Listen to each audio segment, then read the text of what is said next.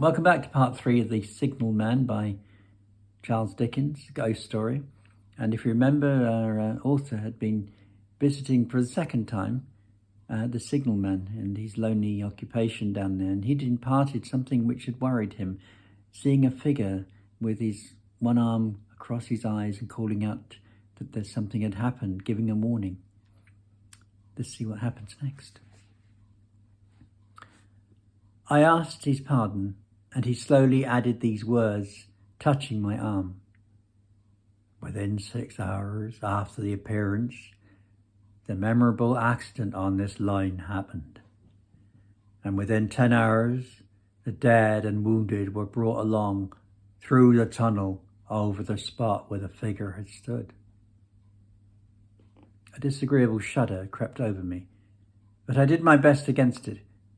It was not to be denied, I rejoined, that this was a remarkable coincidence calculated deeply to impress his mind. But it was unquestionably that remarkable coincidence did continually occur, and they must be taken into account in dealing with such a subject. Though to be sure, I must admit, I added, for I thought I saw that he was going to bring the objection to bear upon me. Men of common sense did not allow much for coincidences in making the ordinary calculations of life. He again begged to remark that he had not finished. I again begged his pardon for being betrayed into interruptions. This, he said, again laying his hand upon my arm and glancing over his shoulder with hollow eyes, was just a year ago. 6 or 7 months passed, and I had recovered from the surprise and shock when one morning, as the day was breaking, I, standing at the door, looked toward the red light and saw the spectre again. He stopped with a fixed look at me. Did it cry out? No, it was silent. Did it wave its arm? No, it leaned against the shaft of the light with both hands before the face, like this. Once more I followed his action with my eyes. It was an action of mourning. I have seen such an attitude in stone figures or on tombs. Did you go up to it? I came in, sat down, partly to collect my thoughts, partly because it had turned me faint. When I went to the door again, daylight was above and the ghost was gone. But nothing followed. Nothing came of this. He touched me on the arm with his forefinger twice or thrice, giving a ghastly nod each time. That very day, as a train came out of the tunnel, I noticed a carriage window on my side. What looked like a confusion of hands and heads, and something waved. I saw it just in time to signal the driver stop. He shut off and put his brake on, but the train drifted past here 150 yards or so. I ran after it, and as I went along, I heard terrible screams and cries. A beautiful young lady had died instantaneously in one of the compartments and was brought in here and laid down on this very floor between us. Involuntarily, I pushed my chair back.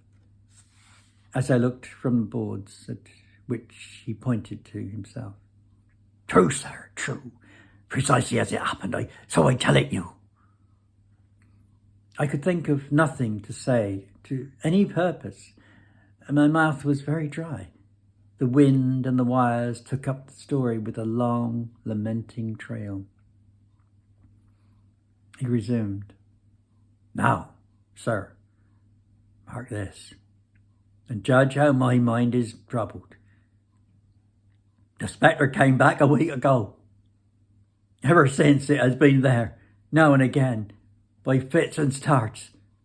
At the light, at the danger light. What does it seem to do?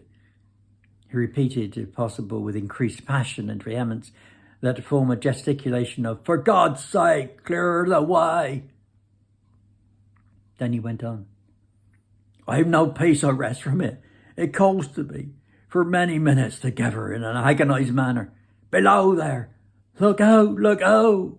It stands waving to me. It rings my little bell." I caught at that. "Did it ring your bell yesterday evening when I was here and you went to the door?" "Twice." "Why, see," said I, "how your imagination misleads you. My eyes were on the bell and my ears were open to the bell, and if I am a living man, it did not ring at those times. No, nor at any other time, except when it was rung in the natural course of physical things by the station communicating with you." He shook his head. "I have never made a mistake as to that yet, sir. I've never confused the spectre's ring with the man's. The ghost's ring is a strange vibration in the bell that it derived from nothing else, and I have not asserted that the bell stirs into the eye. I don't wonder that you fail to hear it, but I heard it." "And did the spectre seem to be there when you looked out?" "It was there. Both times?" He repeated firmly. "Both times." Will you come to the door with me and look for it now?" He bit his underlip as though he were somewhat unwilling, but arose.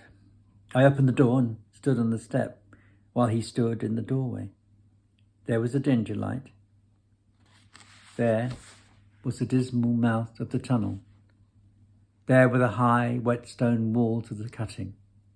There were the stars above them. "Do you see it?" I asked him, taking particular note of his face.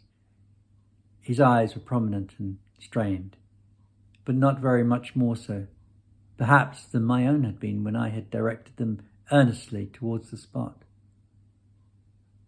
"No," he answered, "it is not there." "Agreed," said I. Well, we'll see what happens in the final part of the Signalman tomorrow. Until then, see you soon. Bye-bye.